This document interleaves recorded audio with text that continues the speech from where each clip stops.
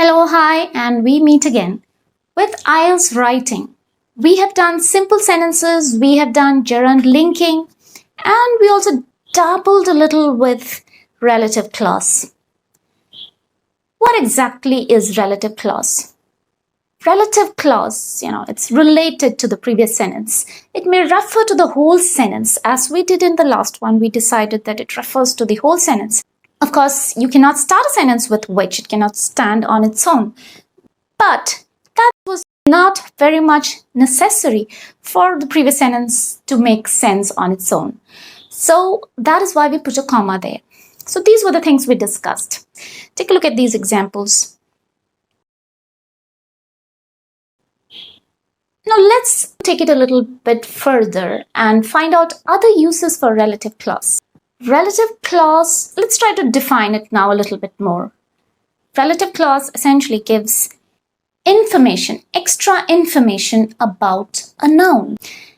Now, apart from which, of course, we can use a number of other words to make relative clause. It would begin with a relative pronoun like who, whom, whose, that, or which, or a relative adverb when, where, why. It will function as an adjective answering probably what kind, or how many, or which one. Now, the relative pronoun that you use, it can act as a subject and it can act as an object as well. And then there'll be a little bit of difference. Just look at these examples. You can pause the video and go through this, which was followed by the verb and then followed by object. But sometimes this relative pronoun can be followed by the subject.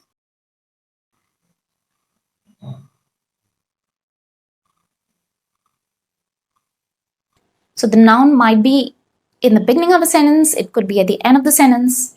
If it is in the beginning of a sentence, that extra information, you might want to add it right after it. If this noun is at the end of the sentence, again, you might want to add it as an ending of the sentence. Look at these examples. Now, punctuating is a tricky part because you have to decide if the relative clause is essential or non-essential and then use commas accordingly. If you say intensive farming, farming that is intensive, that's its typical function. You would notice that in some cases, that extra information is necessary. For example, if you say children perform badly in exams, now that doesn't make sense. Not all children perform badly in exams. Children who are addicted to video games may perform badly in exams.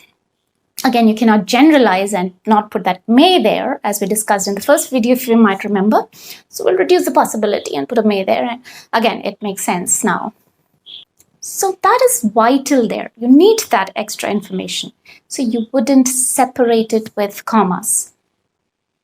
That means those commas are like I could cut at those places and remove it and still the sentence would make sense. Now, there are situations where the sentence makes sense all on its own. For example, organic farming maintains the natural fertility of soil. But sometimes you may, especially in IELTS writing, you might want to give some more information about what is organic farming. You might want to say that organic farming, which involves avoiding the use of artificial fertilizers, or organic farming, which involves use of natural substances for cropping. Now, that information just adds a little bit more there. And such usages are really useful in IELTS. These sentences can very well be used for speaking as well, and we can use it in writing as well. I think we've covered much of it, the most essential parts of it. And let's not tangle too much with this. Let's just look at some examples of where these could be positioned in an essay.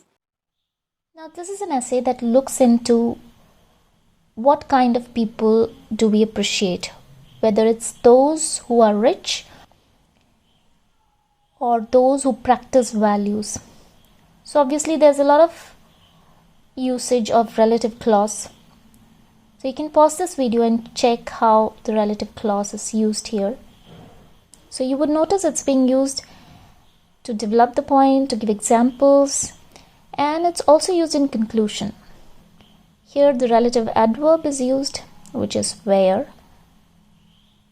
There are various aspects of community life where old-fashioned values are still relevant.